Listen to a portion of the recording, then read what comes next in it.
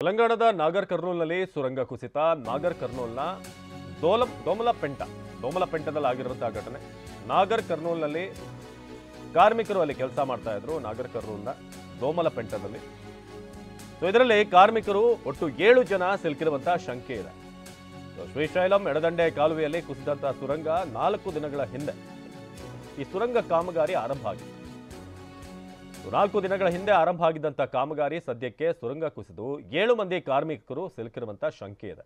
ತೆಲಂಗಾಣದ ನಾಗರ್ ಕರ್ನೂಲ್ ಜಿಲ್ಲೆಯ ದೋಮಲಪೆಂಟ ಅಲ್ಲಿ ಇರುವಂತಹ ಶ್ರೀಶೈಲಂ ಎಡದಂಡೆ ಕಾಲುವೆ SLBC ಸುರಂಗದ ಒಂದು ಭಾಗ ಶನಿವಾರ ಬೆಳಗ್ಗೆ ಕುಸಿದು ಕನಿಷ್ಠ 7 ಜನರು ಸಿಲುಕಿರುವಂತಹ ಶಂಕೆ ಇದೆ.